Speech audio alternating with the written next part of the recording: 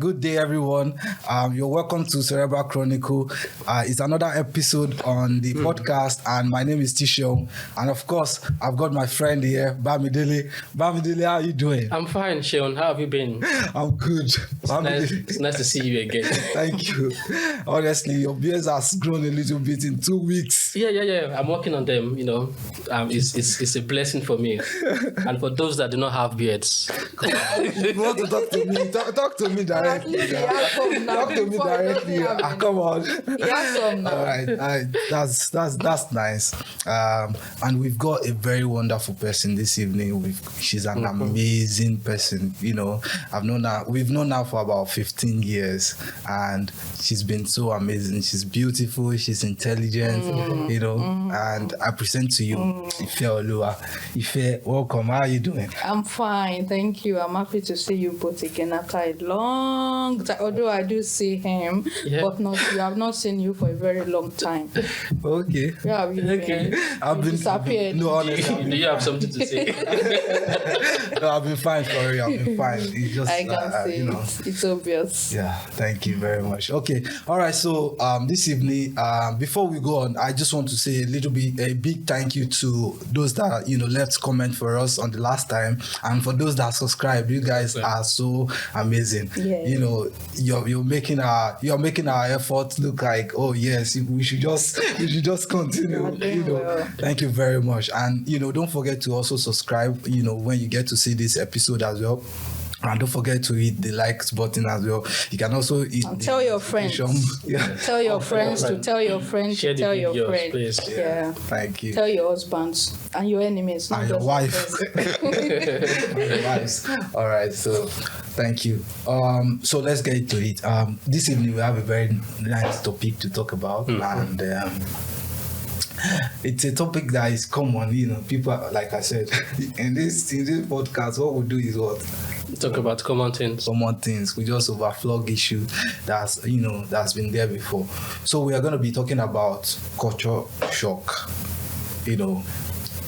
Immigration, migration. It's a topic that can never be overemphasized. And when you get to a new environment, you get to experience things that are different from the way you guys you do things from where you're coming from. So this evening we're going to talk about the different cultural shock that we all faced when we first moved here. And Bamidele, why do you have to call my Of course, I always to call your name. Okay, carry on. All right. So, what were the different cultural shocks that you experienced when you first moved here? I have quite a lot. I'm not sure where to start from. I think the first thing is start from the airport. For the airport, the first thing that struck me when I came was my sweater or cardigan, what did they call it? Yeah. The jumper. Yeah, I bought a very good jumper. I thought it was good. Back from home. I bought it home. Yeah. You know where we buy our jumpers. Motherland, of course. I bought the And jumper. it was expensive. It was okay. It was expensive. It was good. It was, effective. I would say effective. Yeah. But as soon as I touched down here at Heathrow, it's nothing. it was as if I bought nonsense. The jumper was doing absolutely nothing. I could feel the cold. Not touching you. I could feel the cold. I could feel the.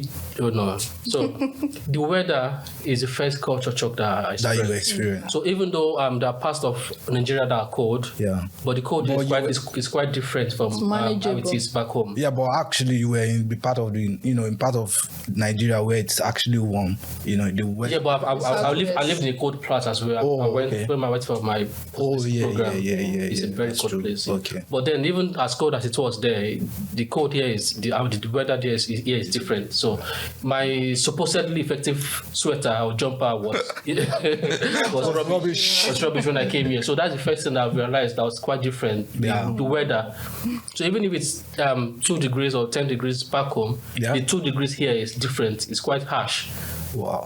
It's harsher than You it is can't back even home. get a 2-degree back home. Yeah, No, it's very difficult. I think Some it's just areas. 16, Exactly. 16 Some areas. But they get it in Jos. Okay, Jaws. yeah, that would be true. All right, so thank you very much for that contribution. So where that was it for you and your jumper? It was. That was it. I wouldn't say it's a positive or negative. It just It's not. Yeah, it's not really a culture, normal but thing. it's It's not just culture. just a natural weather condition, right? It's a culture. Yeah. All right. Thank you very much. And let's go over to Ifeoluwa. Ifeoluwa, what was the first? The first. No. A lot First of job. things. That night when we got here, my trust gave us places to stay. We were staying in the hospital. So overnight, I was thinking, what was in my head was, oh, they're going to take the light. You have to charge your phone. You have to charge your phone. So I actually charged my phone that night with the mind of, oh, this light, I'm not going to see it in the morning. That was the first thing. But I realized, see, everything was just there. You can, anytime you want to use it, it's just there. It's not going anywhere. And another thing is the noise. There's serenity, there's calmness. So no, if you want to talk to us, talk to us. Trust me, where I'm coming from. You will say there is no house. Apart from that, early in the morning, where I was staying back home, by around 4 a.m., you already hear car horns, hooting, ping. In the morning, around 4 a.m., everybody is already awake and moving about their businesses. So, but here, till everything is just there. Before they can use their horns, it means something. They want you to know that maybe you are stepping out of what you are supposed to do. That's when they hoot on you. Okay, right, nice. Thank you very much. Would you say Nigeria is a little bit faster then? Because you said you made mention of 4 a.m. Cars, and all of that. Is it that Nigeria is a little bit more faster when it comes to awake time and all of that? You say that? Yes, I would say that because by 4 a.m. in some places in Nigeria, you eat hot meal. As at that time, everybody is good. Everybody is good. Okay, that's why. Yeah, I live in Lagos. I live in Lagos. So but, those that stayed in Ekiti. That's true. I was yeah, you snoring. Yeah, because I stay in Lagos and it's a busy part of Nigeria. So everybody is already awake. But here it's not like that. There's no noise either from a church speaker or from cars or from people. Yeah. People shouting, "Hey, come here, Oshodi, where are you going?" Just stuff like that. Well, actually, I think that makes Nigeria a little bit fun as well. But I do miss the noises sometimes. I do miss because some here is kind of too calm. You be like, it bores me sometimes. The calmness bores me sometimes. You need something to just lift your spirit. Yeah. I don't know how to explain it, but the street music. Yeah, and all those that. things. But that was a good one. Thank you very much for that point. So let's get a little bit. So what about it. you? Can you tell me? Oh yeah. Oh, my first experience was similar to that of Bamidele. Yeah, but you said that's the culture shock. No, to be honest, environment. To be honest, what happened to me was that I went to check the internet. That was the first mistake I made, and there was a lot of diplomacy, when it comes to the weather. Oh, it's not too cold. Oh. It's okay. They were comparing it to Canada, and all of that. Okay. So it's not too cold. I just got my easy sweater, I just put it on and got here. When I got here, I was like, I went outside and ran back inside. I was like, oh. So it was a bit similar to that of Bamidele. That was it in a nutshell. Okay. Let's get a little bit into it, like going to walk, restaurants, and on the street and all of that. What was it? A striking one, a striking shock. The striking one that coming to my mind now is just my current place of work. Okay. people here are polite. They are very polite people. You have to be polite. With the endearing words. Can you make me a cup of tea, please? Can you do this for me, please? Please. No, that please of a thing is not really our way of showing politeness or being respectful. Yeah. Because I realized one day that you have to put please to the end of my sentence at work, because sometimes I say, please can you give me that? Might sound rude. No, the please that I said at the beginning of my sentence did not matter. Is the one Because the lady was like, I was told please. it's rude, actually. At the time, I was told it's rude. I didn't realize. You put it, please, can you give me that? It means, Exactly. ooh. It happened to me. The lady she's a very lovely lady. We interact, we rapport a lot, and then she was like, "Oh, you need to say please." She was trying to correct me. I said, if you listen, I said please at the beginning of my sentence. She was like, "Oh yeah, I didn't realize." Yeah. So that's the kind of culture shock, because the way we show our being respectful to others is quite different.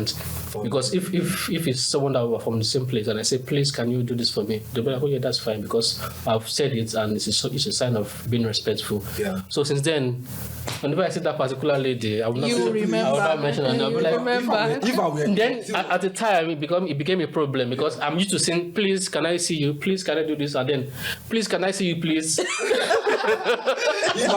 I were you, you know what I would do? When I see her in the morning, you know what I would say? I would say, please.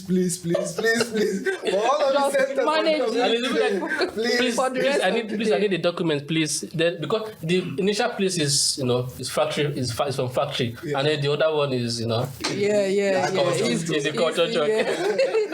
Well, actually, I'm getting used to it. Definitely. And it's actually polite. It's just like the way some Yoruba people from our place too say ekaro, ekasan, and if you are mate, you say oh.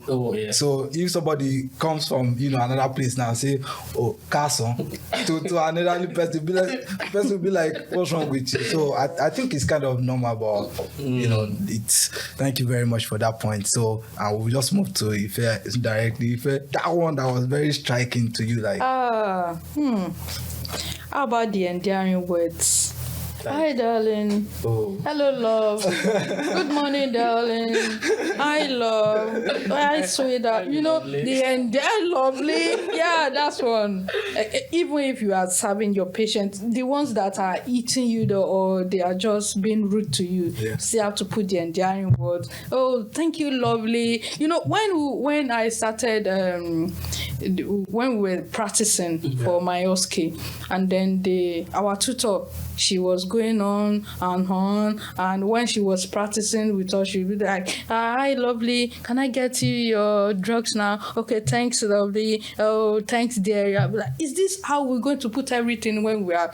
This is exam. Where do I have the time to be doing hi, dear, hi, lovely? And somebody said that is how they do here. You just have to put the endearing words. You have to say hi, lovely, hi, dear. It's not something that we do like that back home. When you are using endearing words with someone, it means, okay, maybe the person is your friend, it's not as if you are using that for your patient back home. So that is one striking thing to me. Thank you very much for that point. I have this to say. This has been circulating on the internet for some time, and I want us to talk about it. It's actually a culture shock as well. I've not really seen a lot of it, personally, but this washing of plates without rinsing. I have seen it. I've not seen it. I have seen it. No, I have not. In fact, every day. I have not. I saw it once, and I was. Maybe I've not. What I did was I went back there. I went to read something. I've seen it. I see it every day, because the kind of place where I work is quite common, because we do washing sometimes. Wow. And that's why whenever I go to work, I go with my own cup. For my own personal tea, because and it's hard. There's one thing I forgot to do. I forgot to probably Google whether the soap that we use in washing, whether it's actually edible or something like that. I forgot to do that, and I think I'm going to do that after this show. It's the same soap. Yeah, but it's the same liquid soap. I'm just shocked that why will you not rinse off yours? Why will you not rinse it off? I've not seen it actually. I tell you, maybe I've not been taking. The first day I saw it, I went back to that plate. I took all the plates and I started they wash the plates and they just leave it there. Wow. You don't have to go back and rinse it.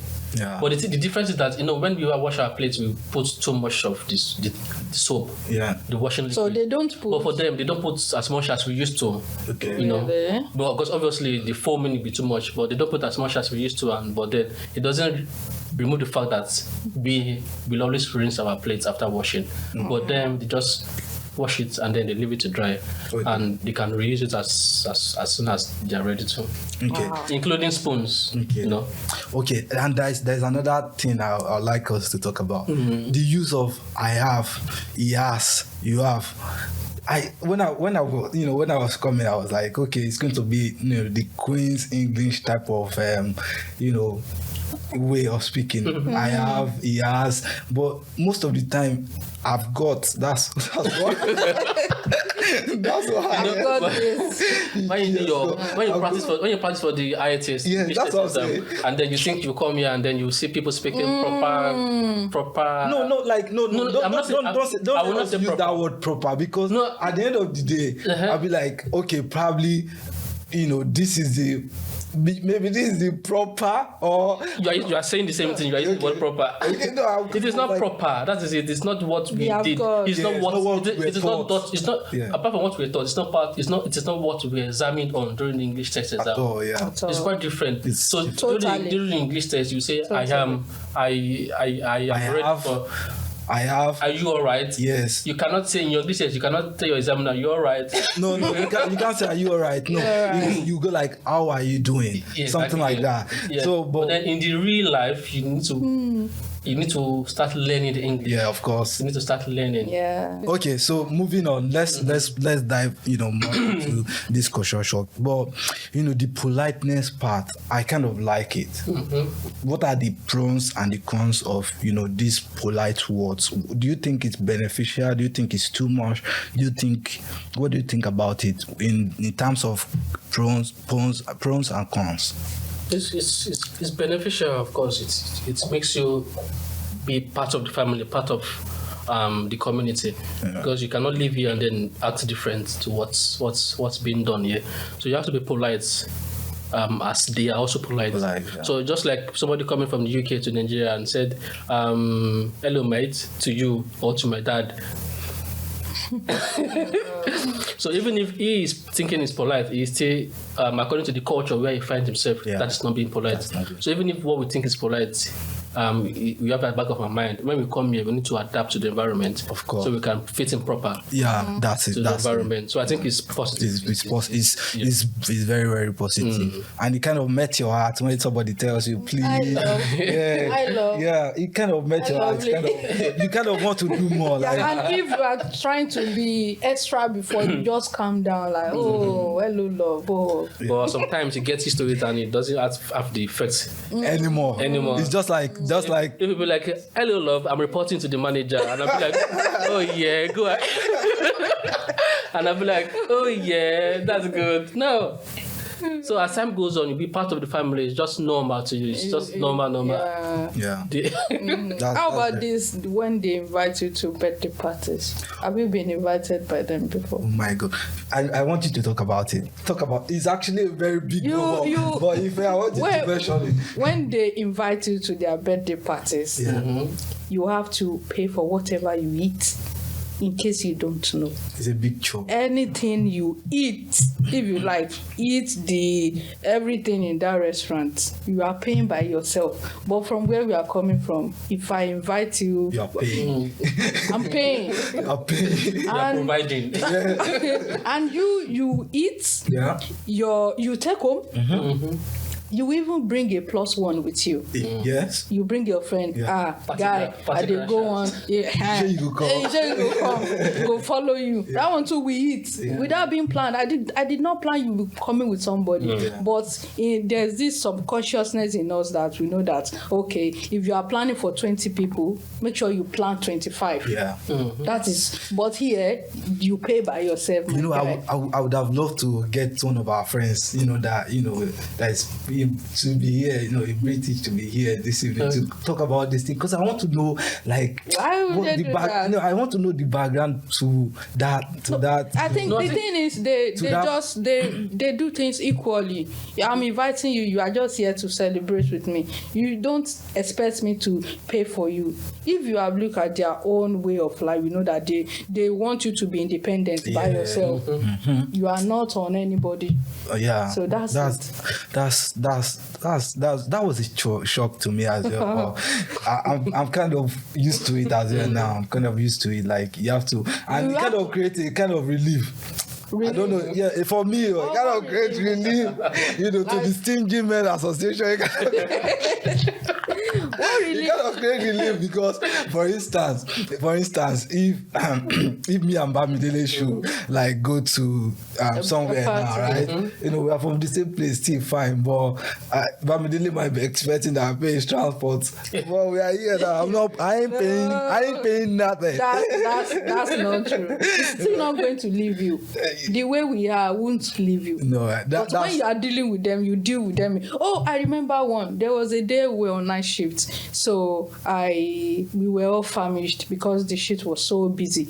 And then they said, I want to order some pizza, or I want to order some stuff. They asked me, do you care? I said, yes. They said, what do you want? I said, chicken and chips. I thought maybe she was paying because she asked me casually, I didn't tell you I wanted something. Say, well, what do you want? Like, what do you want? If you want to go out in our own side, you ask, do you want something? Do you want the way you're coming, you buy it for free. And then you buy it for free. But I tell you what, it's a little bit different in Wales. It's a little bit different. Really? Yes, in Wales, because this experience is changing a little bit for me, because I just joined a team, and it was a Saturday. I went to work. I got free lunch. No, I got free breakfast, both by like a team leader. I got like a wrap, but given to me by the team leader as well. Wow. I'll give it back to a new baby, right? The most gift I got was from work. Not like chocolate, like what it used to be. No. I'm coming. Sorry, in England, right? It's always just pack of chocolate or a card, right? Let me ask you. I got things I got, right? They are not like £30 worth of gifts. They are like 50, 100. I'm telling you, individual. Let me ask you. I still got one last week after 2 months. The caliber of people that you work together. Are they? What kind of people are they? Are they? They are colleagues. Are they people that have traveled, or have they been to other parts of the world? Or of course, exactly. An average British person travels. Is a traveler, right? This culture of a thing as well. It depends on your exposure. Now, you as a person, even if you are from Nigeria, you live in the UK. Now, your culture is now similar to what's been obtainable in the UK. So there's some things that you do back in Nigeria that you no longer do anymore. No, of course. But I kind of, I've lived in England, right? I'm currently, I've lived in Wales as well. So I think there's a little slight difference. In Wales, to be honest with you. This Saturday, my breakfast was bought for me by one of my what's it called, colleagues. Wow. Maybe I should relocate to. I'm telling you, like it was bought for me by one of my colleagues. I'm telling you, the amount of gift I've gotten here. I'm even shocked.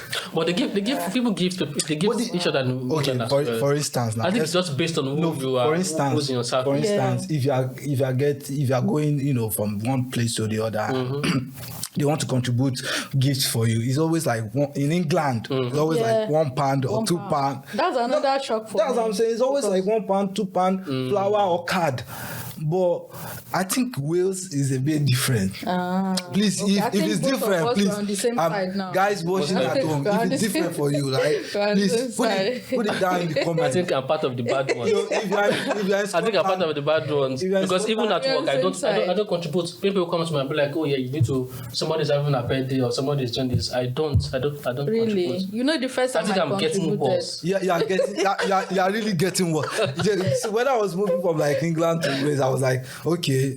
But when I got there, I'm kind of changing again. You see? I think I need to I'm telling you. I need to come to Wales. Wow. Because I think This I'm Christmas, becoming more English than you English. should come to Wales. This Christmas was... I was just like surprised. The next Christmas, I was start saving money for my gift from September. But I have good neighbors anyway. My neighbors are fine. Neighbors. Yeah, neighbors. He's talking about colleagues. Yeah, I'm talking about The first time my neighbors are. My neighbors are. I very just good. moved to the area, so but at work, the gifting culture is top notch for Wales. Wow. But quickly, if you are in the UK, maybe Scotland, England, and Wales, and the last one. Ireland. Thank you. Northern Ireland. Northern Ireland. Please put it down in the comments if it's it's a bit different in gifting. If it's a little bit different, please let us know. I contributed £20 when I first came. When they said somebody is leaving, that we are contributing a token. From my side, I was like, okay, I just say £20.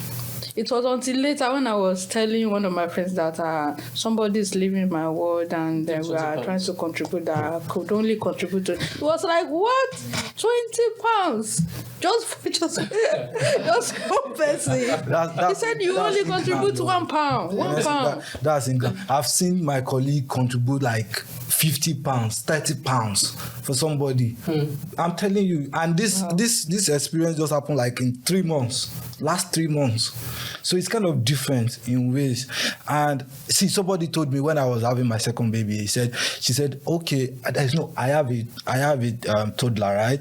So where would I put my toddler? I said, I don't have anyone to put my toddler. She said, don't worry, just drop it in our group chat. Maybe somebody will come and wash your baby. I was like, this might not happen in England, but that's true. But Ways, I give it to Ways, honestly. It's actually a positive one for me, and thank you very much for those points. So ultimately, you need to adapt to where you live. You need to be part of the community. You need to fit in proper. Don't be the odd one out. Before we conclude this episode, right, I have one question for you, Ifeoluwa. Do you think that